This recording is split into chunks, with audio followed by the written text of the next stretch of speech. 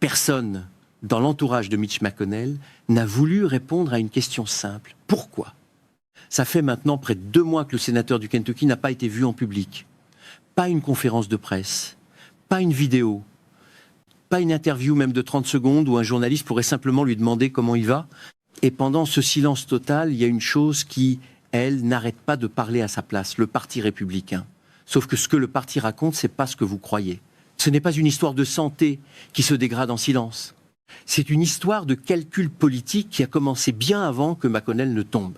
Ce que je vais vous montrer aujourd'hui, ça part d'un fait tout simple, presque banal, et ça va vous mener vers quelque chose que le transcript officiel ne dit jamais à voix haute. On va d'abord regarder ce qu'on sait vraiment de l'état de McConnell et ce qu'on ne sait pas. Ensuite, on va écouter mot pour mot ce qu'un sénateur républicain a fini par avouer sur Fox News, presque par accident. Et enfin, on va remonter jusqu'à une loi votée au Kentucky des années avant cette chute, qui prend un sens complètement différent une fois qu'on la remet dans ce contexte-là. La récompense arrive tout de suite. Ce sénateur a littéralement dit en direct la vraie raison du silence. Pas moi, lui. Un dernier point avant de commencer parce qu'il compte.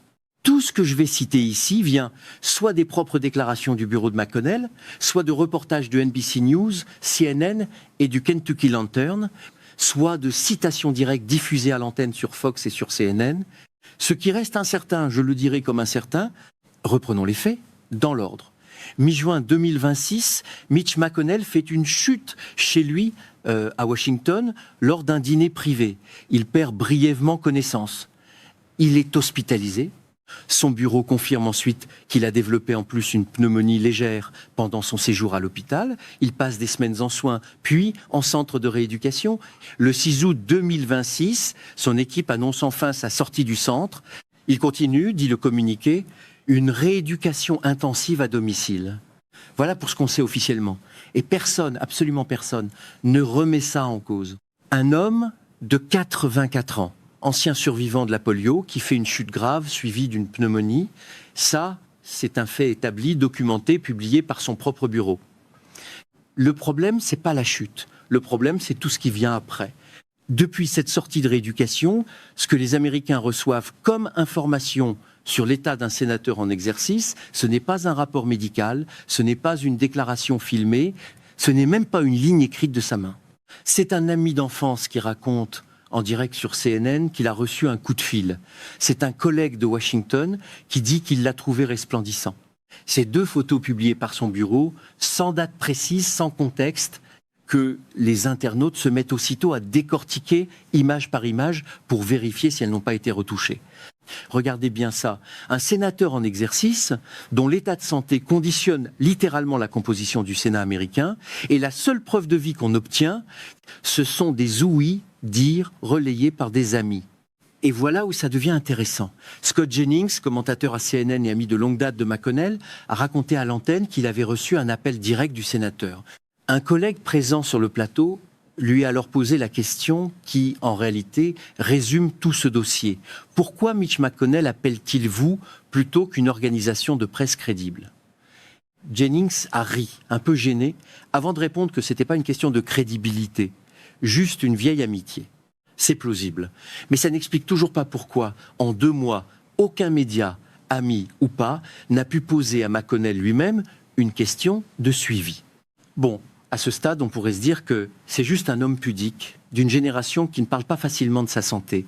C'est d'ailleurs exactement l'explication donnée par Jennings lui-même. Les hommes de cette génération, dit-il, sont intensément privés, et McConnell l'a toujours été sur sa santé personnelle, lui qui vit depuis l'enfance avec les séquelles de la polio, sauf que non. La pudeur individuelle d'un homme n'explique pas l'absence totale d'un mécanisme institutionnel de vérification. Un sénateur, c'est pas un simple particulier qui a le droit de garder son dossier médical fermé. C'est un élu qui exerce un pouvoir de vote au nom de millions de Kentuckiens, et le Sénat américain, comme n'importe quelle institution sérieuse, a les moyens d'exiger une preuve de capacité à servir sans exiger l'étalage public d'un dossier médical complet. Ce moyen-là n'a tout simplement pas été utilisé. Attendez, Parce que la comparaison la plus parlante, ce n'est même pas avec un adversaire politique de McConnell, c'est avec un de ses propres collègues du Sénat. Il y a eu ces dernières années un autre sénateur qui a disparu de la vie publique pendant des mois, John Fetterman, en soins pour une dépression sévère après un AVC. Et cette absence-là a été documentée, expliquée, encadrée par des points d'étape réguliers de son bureau avant un retour progressif et public. On peut être en désaccord avec la manière dont ce dossier a été géré politiquement, c'est pas le sujet ici. Le sujet, c'est que un cadre de transparence existe, qu'il a déjà été appliqué au Sénat et qu'il n'a pas été appliqué à McConnell. Ce sentiment que vous aviez en voyant passer ces updates de seconde main sans jamais entendre la voix du sénateur lui-même, ce sentiment que quelque chose ne collait pas, il était fondé, il ne venait pas de nulle part. Alors pourquoi ce silence-là précisément? C'est là qu'on retrouve la partie de l'histoire qui, elle, n'a presque pas été relayée. Le sénateur Roger Marshall du Kansas est allé sur Fox News. On lui a posé une question directe. McConnell devrait-il démissionner maintenant, puisqu'il n'a manifestement pas la capacité de servir, de la même manière qu'on a reproché à Joe Biden de ne pas avoir la capacité de servir comme président? Marshall a répondu, mot pour mot, numéro 1, « J'ai peur que vous ne fassiez basculer ce siège vers un démocrate, possiblement de façon très temporaire, si vous enclenchez ce processus. » Relisez cette phrase. On lui demande si un homme incapable de travailler devrait laisser sa place. Il répond en parlant du risque électoral pour son propre parti. Pas une seule fois, il ne répond sur la santé de McConnell. C'est pas anodin ce qui se passe là. Un sénateur républicain, en direct sur la chaîne la plus favorable à son camp, vient de dire la vérité par accident. La raison du silence de 2 mois, ce n'est pas seulement une histoire de pudeur familiale. C'est une histoire de siège au Sénat que le parti a peur de perdre. Et je vous avoue, il y a un côté presque comique dans cette séquence. On a un parti qui, quelques mois plus tôt, exigeait des tests cognitifs publics pour Joe Biden, qui répétait en boucle que les Américains avaient le droit de savoir si leur président était capable de gouverner. Et aujourd'hui, sur son propre camp, ce même parti répond à la question de la capacité à servir par un calcul électoral assumé, en direct sur Fox. En clair, la transparence, c'était surtout un bon slogan tant que ça visait l'autre camp. Le silence, jusqu'ici, ressemblait à un choix personnel de pudeur. À partir de la réponse de Marshall, il ressemble à autre chose. Un choix collectif de gestion de crise électorale. Mais c'est même pas le plus gros morceau de cette histoire. Voici où le dossier prend une toute autre dimension. Le gouverneur démocrate du Kentucky, Andy Beshear, a publiquement demandé à McConnell de prouver qu'il peut encore servir ou de démissionner. Une exigence raisonnable, en apparence simple, un rapport médical, une comparution devant des journalistes indépendants, n'importe quel mécanisme vérifiable, sauf que Beshear, même s'il voulait aller plus loin, a les mains largement liées. Et la raison de ça remonte à des années avant la chute de McConnell.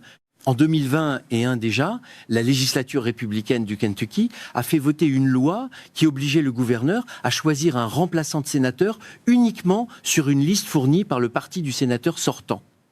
Puis, en 2024, cette même majorité républicaine a poussé le texte encore plus loin. Elle a carrément retiré au gouverneur le pouvoir de nommer qui que ce soit.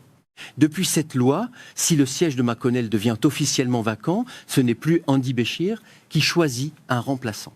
C'est une élection spéciale organisée dans un calendrier serré qui tranche et devinez qui contrôle très largement l'électorat du Kentucky en dehors des grandes villes.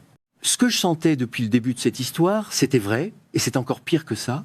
Le dispositif juridique qui protège ce siège d'un gouverneur démocrate n'a pas été construit pendant la crise. Il a été construit des années avant, par précaution, par un parti qui savait très bien qu'un jour l'âge finirait par rattraper l'un de ses sénateurs historiques. Ça, c'est un schéma qu'on retrouve ailleurs. Ça ne rappelle pas un accident de calendrier. Ça ressemble furieusement à un cheval de Troie législatif, une porte que le camp au pouvoir a lui-même installée bien à l'avance, discrètement, pour être sûr qu'aucune menace politique ne puisse jamais entrer par là, quoi qu'il arrive ensuite à l'intérieur. Est-ce que ça veut dire que la loi elle-même est illégitime? Pas nécessairement, et il faut être honnête là, dessus. L'argument le plus solide de l'autre côté, c'est que rien n'empêche une législature d'État de fixer les règles de remplacement d'un sénateur à l'avance, indépendamment de qui occupe le siège au moment du vote, et que ce type de loi existe dans plusieurs États sans lien avec un scandale particulier. Ce n'est pas un argument à balayer d'un revers de main. Sauf que la chronologie, elle, reste têtue. Ce texte a été durci en 2024, alors que McConnell avait déjà, publiquement, des soucis de santé visibles et documentés dans les médias, et alors qu'un gouverneur démocrate siégeait déjà à Francfort. La loi n'a pas été écrite dans le vide. Elle a été écrite en connaissance de cause pour un scénario précis, celui qu'on est justement en train de vivre aujourd'hui. Vous voyez le problème ? Ce n'est plus seulement McConnell qui protège sa vie privée. C'est une structure entière, construite en amont, qui protège un siège. Et cette histoire de siège au Kentucky, en fait, n'est qu'un symptôme d'un problème bien plus large pour le Parti républicain, un problème que les chiffres, eux, ne cachent pas du tout. Dans la moyenne des sondages, les candidats républicains à la Chambre des représentants recueillent environ 43% d'intention de vote pour les élections de mi-mandat. Le taux d'approbation de Donald Trump, lui, tourne autour de 37%. Ça veut dire que le parti fait mieux que son propre président de 6 points. Chez les électeurs indépendants, cet écart grimpe carrément à 9 points. Et quand on demande aux électeurs s'ils veulent que les élus républicains du Congrès résistent davantage à Trump ou travaillent davantage avec lui, 56% répondent qu'ils veulent plus de résistance, contre seulement 35% qui veulent plus de coopération. Chez les indépendants, c'est encore plus net. 65% veulent que le Congrès républicain tienne tête à la Maison-Blanche. Ce chiffre-là, il faut le laisser respirer une seconde parce qu'il contredit frontalement ce que répète Donald Trump lui-même, qui affirme que les électeurs sont en colère contre les républicains du Congrès, mais pas contre lui personnellement. Les données disent l'inverse. C'est le parti qui traîne le président vers le bas, pas le président qui porte le parti. Ce sont eux, les élus du Congrès, qui absorbent une bonne partie de la colère qu'il a lui-même générée, pendant que les porte-paroles du parti continuent, eux, de répéter que tout va bien. Vous voyez pourquoi le silence autour de McConnell prend soudain une toute autre ampleur. On n'est plus juste dans une histoire de santé d'un homme de 84 ans. On est dans un parti qui sait, chiffre à l'appui, qu'il ne peut pas se permettre de perdre un seul siège avant les élections de mi-mandat et qui a, des années à l'avance, verrouillé les règles du jeu au cas où l'un de ses sénateurs les plus âgés viendrait à flancher. C'est là que le tableau change complètement. La question qu'on se posait au tout début, pourquoi McConnell ne parle-t-il pas lui-même, était en réalité la mauvaise échelle de lecture. La bonne question, c'est celle-ci, et je pense qu'elle mérite qu'on s'y arrête vraiment. Et si le silence n'était pas un accident de communication, mais littéralement la stratégie la plus rationnelle qu'un parti en difficulté électorale pouvait choisir, plus le Parti républicain répète que tout va bien pour McConnell sans jamais le montrer lui-même, plus ça confirme qu'ils ont quelque part quelque chose à gérer avant de l'exposer. S'ils avaient une bonne réponse à donner, ils l'auraient déjà donnée en direct avec le sénateur en personne. Le silence, ici, n'est pas une absence d'information. C'est l'information. Que les grands médias conservateurs n'en parlent presque pas, en dehors de cet aveu accidentel de Roger Marshall, ce n'est plus vraiment un hasard. Ce n'est pas un oubli éditorial. C'est un choix répété assez souvent pour ne plus être accidentel, et le fait que ce soit un moment de Fox News, pas de CNN, qui ait fini par lâcher la vraie raison, ça devrait vous dire quelque chose sur qui contrôle réellement le narratif dans ce dossier. Attendez, parce qu'il faut aussi être honnête sur ce qui n'est pas prouvé ici, rien dans ce dossier ne permet d'affirmer que McConnell serait dans l'incapacité totale et définitive de servir, ou qu'il y aurait une dissimulation délibérée d'un pronostic grave. Ce que les documents publics établissent, c'est une chute, une pneumonie, une hospitalisation prolongée et une absence de communication directe. Ce que les documents publics n'établissent pas, c'est l'ampleur exacte de son état actuel. Cette nuance-là compte, et je préfère vous la donner clairement plutôt que de transformer une zone grise en certitude pour faire un titre plus percutant. Revenons à la question du départ. Personne dans l'entourage de McConnell n'a voulu répondre directement. Vous êtes venu pour comprendre pourquoi un sénateur reste invisible pendant 2 mois. Vous repartez avec la preuve que ce silence n'est pas seulement celui d'un homme malade, discret, d'une autre génération. C'est celui d'un parti qui a préparé des années à l'avance le dispositif juridique pour survivre à ce moment précis et qui préfère aujourd'hui gérer la communication autour d'un sénateur muet plutôt que de risquer un seul siège de plus avant les élections de mi-mandat. Ceux qui ne regardent que les gros titres ratent exactement la partie qui compte. La loi de 2024, le sondage sur les 56%, l'aveu de Marshall. 3 faits séparés, publiés à des moments différents, par des sources différentes, qui ne racontent une seule et même histoire que si on prend la peine de les mettre bout à bout.